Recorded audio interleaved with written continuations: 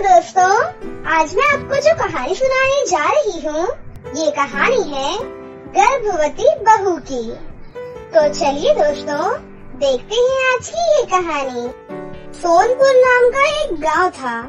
उस गांव में शांति नाम की एक महिला अपने पति युवराज के साथ रहती थी। युवराज शहर में एक फैक्ट्री में काम करता था और उनकी शादी हुए 2 साल हो गए थे, लेकिन अभी तक शांति को कोई औलाद का सुख नहीं मिला था। और दूसरी तरफ युवराज किसी और लड़की से प्यार करने लगता है।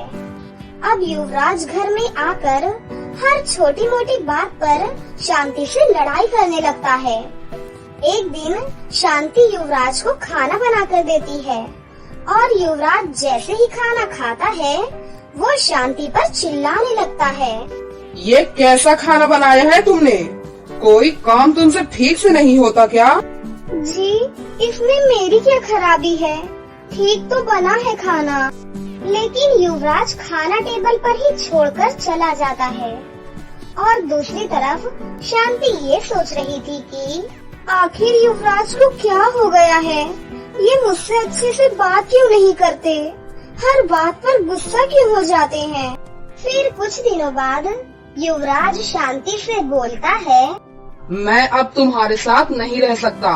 मैं किसी और से प्यार करता हूँ और उसके साथ ही रहना चाहता हूँ। आप ऐसा नहीं कर सकते। मैं आपकी पत्नी हूँ। आप मेरे साथ ऐसा कैसे कर सकते हैं? युवराज शांति की कोई बात नहीं सुनता और वहाँ से चला जाता है। लेकिन शांति को तो कुछ समझ में ही नहीं आ रहा था कि ये सब उसके साथ क्या हो रहा है। बेचारी शांति अब बिल्कुल अकेली हो गई थी और अकेले ही घर में रहती थी। एक दिन वो काम कर रही थी और अचानक उसकी तबीयत खराब हो जाती है। डॉक्टर से चेक करवाने पर उसे पता चलता है कि वो माँ बनने वाली है।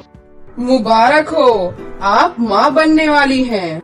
शांति ये बात सुनकर बहुत ही ज्यादा खुश हो जाती है और वो घर वापस आ जाती है। अभी फैक्ट्री जाकर युवराज को ये बताती हूँ। ये बात सुनकर वो बहुत ज्यादा खुश हो जाएंगे और मेरे पास वापस आ जाएंगे। लेकिन ये सोचते ही उसे याद आता है कि युवराज तो दूसरी औरत के लिए उसे छोड़कर चला गया है। अब मुझे अकेले ही अपने बच्चे का ध्यान रखना होगा। अब शांति ने घर पर ही सिलाई का काम शुरू कर दिया था, जिससे कि उसके घर का गुजारा हो रहा था। और कुछ ही महीनों बाद शांति एक लड़के को जन्म देती है, जिसका नाम वो प्रेम रखती है। प्रेम बहुत शरारती था।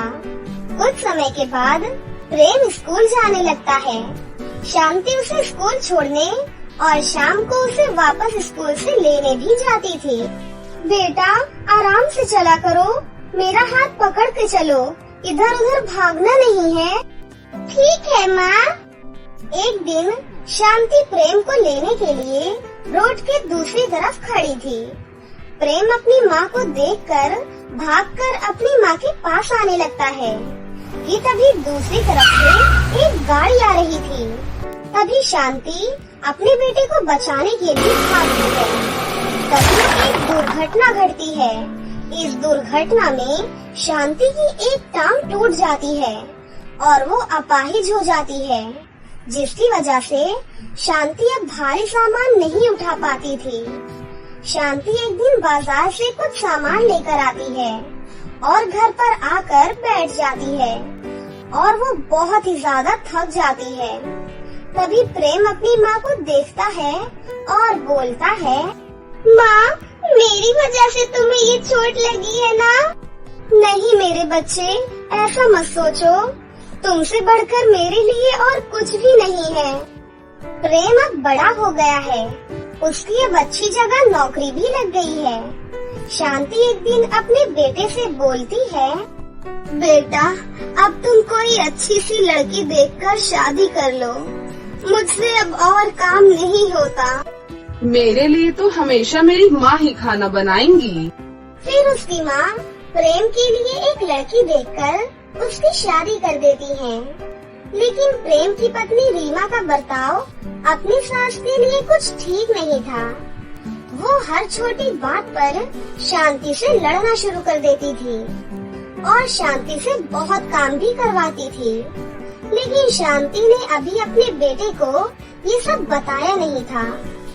एक दिन शांति की तबीयत बहुत खराब हो जाती है और उसको बहुत खांसी भी हो गई थी।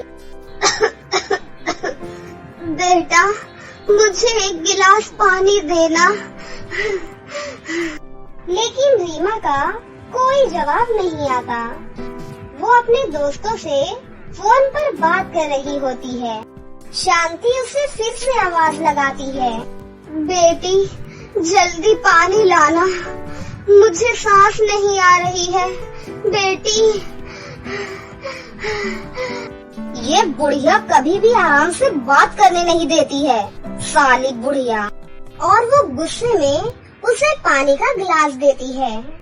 कुछ दिन बाद रीमा शांति से बोलती है, कल घर पर मेरी कुछ फ्रेंड्स आ रही हैं और उनके लिए सारा खाना आप ही बनाएंगी, समझी। अगले दिन रीमा के कुछ फ्रेंड्स आ जाते हैं और शांति बेचारी उन सबके लिए सारा खाना बनाती है। रीमा के सारे फ्रेंड्स खाना खा रहे थे। तभी शांति सब्जी लेकर आती है और टेबल पर रखते समय वो सब्जी रीमा की फ्रेंड के ऊपर गिर जाती है और उसके सारे कपड़े गंदे हो जाते हैं। ओह माय गॉड, मेरी सारी ड्रेस खराब कर दी तुम्हारी सपाहिज नौकरानी ने। तुम्हें दिखाई नहीं देता क्या? तभी वहाँ पर प्रेम आ जाता है और अपनी पत्नी रीमा को एक जोरदार चाटा मारता है। तुम्हें शर्म नहीं आती? मेरी माँ से ऐसी हालत में काम करवा रही हो। और तुम सब निकलो अभी के अभी मेरे घर से। जिसे तुम अपाहिज नौकरानी बोल रही हो वो मेरी माँ है, इस घर की मालकिन। और प्रेम रीमा की सभी फ्रेंड्स को घर से भगा देता है और अपनी पत्नी से भी घर से जाने को कहता है और अपनी माँ से बोलता है, माँ मुझे माफ कर दो, मेरी वजह से ही तुम्हारी ये हालत हुई थी और आज मेरी ही पत्नी की वजह से तुम्हें इतनी बेइज्जती सहन करनी पड़ी। प्रेम प्रेम मुझे माफ कर दो, आगे से ऐसा नहीं होगा।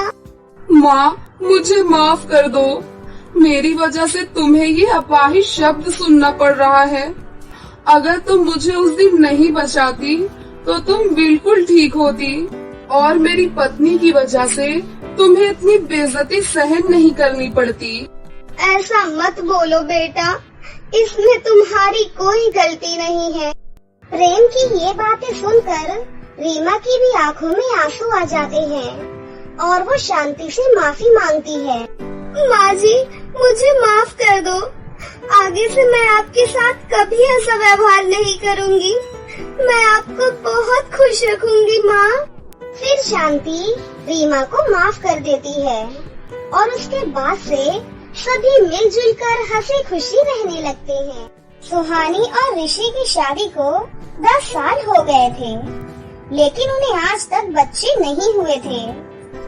वो दोनों हमेशा इस बात से बहुत ही ज्यादा परेशान होते रहते थे। लेकिन कुछ बुरे पड़ोसी बातें सुनाने का मौका बिल्कुल भी नहीं छोड़ते, उन्हें और दुख पहुंचाते हैं।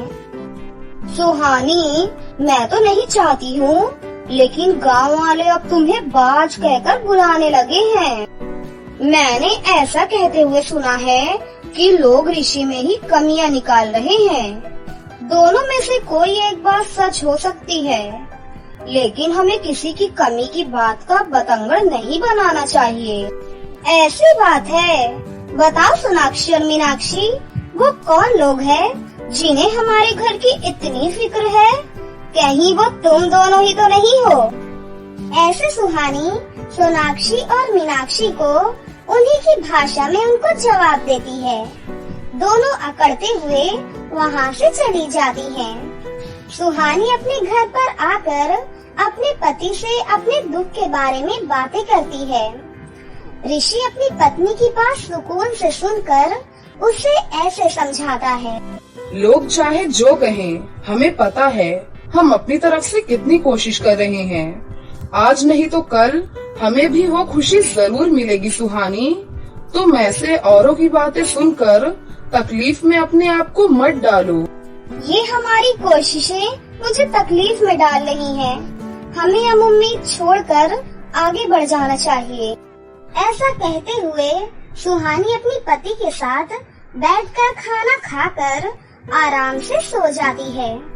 अगले दिन सुबह उठने पर सुहानी की तबीयत काफी ज्यादा खराब थी, इसलिए ऋषि सुहानी को हॉस्पिटल लेकर जाता है। वहाँ पर डॉक्टर सुहानी का चेकअप करने के बाद कहती है कि सुहानी और ऋषि माँ बाप बनने वाले हैं। आप दोनों को बहुत बहुत बधाई हो। आप दोनों माँ बाप बनने वाले हैं। आपके घर एक छोटा सा मेहमान आने वाला है।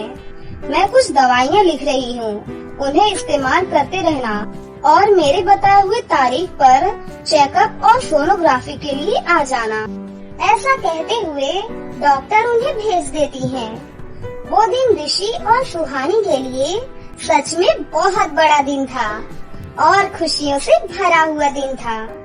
और उस दिन से हमेशा दोनों पति पत्नी बहुत ही ज्यादा खुश रहते थे, क्योंकि गांव में बुरी बातें कहने वाले सभी लोगों के मुंह बंद थे। और वो दिन आता है जब उन्हें डॉक्टर के पास जाना था चेकअप और सोनोग्राफी के लिए। चेकअप के बाद डॉक्टर को ये बात पता चलती है कि सुहानी के गर्भ में एक नहीं, दो नहीं, बल्कि पूरे 7 बच्चे हैं। मैं तुम्हें डराना तो नहीं चाहती हूँ, लेकिन आप एक नहीं, दो नहीं, पूरे 7 बच्चों के माँ बाप बनने वाले हो। ये बात सुनते ही ऋषि और सुहानी घबरा जाते हैं, लेकिन डॉक्टर उन्हें समझाती हैं कि वक्त पर सही खाना खाने पर कोई दिक्कत नहीं होती। लेकिन ऋषि और सुहानी की चिंता किसी और बात को लेकर के थी। घर पहुंचने के बाद दोनों पति और पत्नी इस विषय पर बात करते हैं। मैं एक साधारण सा मजदूर हूँ। सोचा था 1-2 बच्चे होंगे तो जैसे तैसे गुजारा कर लेंगे, लेकिन 7 बच्चों को संभालना हमारी सोच से भी ज्यादा महंगा पड़ेगा सुहानी। जो होता है अच्छे के लिए होता है, ये बात तो आप ही कहते रहते हो ना हमेशा। अब आप ही भूल रहे हो। ऊपर वाला इतने सारे बच्चे दे रहा है तो उन्हें संभालने का जरिया भी दिखाएगा। चिंता मत कीजिए और सुकून से काम पर जाकर आइए। ऐसा कहते हुए सुहानी अपने पति को काम पर भेजती है और घर में जाने ही वाली होती है कि तभी वहाँ पर सोनाक्षी और मीनाक्षी आ जाती हैं। सुना है तुम 7 बच्चों की माँ बनने वाली हो। लगता है कुछ ज्यादा ही जोरों से प्रार्थना कर ली तुमने। इस जमाने में हमारे जैसे छोटे मोटे जमींदार ही 2 से ज्यादा बच्चे रखने से डरते हैं। ऋषि तो वैसे भी एक मजदूर है और पता नहीं कि 7 बच्चों में कितनी लड़कियां और कितने लड़के होंगे, या सारी ही सारी लड़कियां होंगी। उनकी शादी करते करते पता नहीं तुम्हारी क्या हालत होगी। ऐसा कहते हुए सोनाक्षी और मीनाक्षी वहाँ से चली जाती हैं। ऐसे ही कुछ दिन गुजरने के बाद और एक दिन अचानक सुहानी अपने 7 बच्चों को जन्म देती है। सब बच्चे सुरक्षित थे और सभी बहुत ही स्वस्थ थे। उनके हॉस्पिटल में पहली बार इतने सारे बच्चों का जन्म एक साथ और सुरक्षित से हुआ था, जिसकी वजह से हॉस्पिटल वाले ऋषि और सुहानी को खुश होकर एक बड़ा घर और एक नौकरी और उनके बच्चों के लिए लाइफ टाइम फ्री ट्रीटमेंट का तोहफा देते हैं। मैंने आपसे कहा था ना, जो होता है अच्छे के लिए ही होता है। ऐसे सुहानी और ऋषि अपने बच्चों के साथ नए घर में हंसी खुशी रहने लगते हैं और उन्हें हमेशा खुश देखकर जलने वाली सोनाक्षी और मीनाक्षी दोनों के मुंह हमेशा के लिए बंद हो जाते हैं। तो दोस्तों, कैसी लगी आपको हमारी ये कहानी? अगर आपको हमारी कहानी अच्छी लगी हो तो इसे जरूर लाइक करें। साथ ही हमारे चैनल को सब्सक्राइब भी कर लें और बेल आइकन को दबाना ना भूलें। मिलते हैं अगली वीडियो में। धन्यवाद।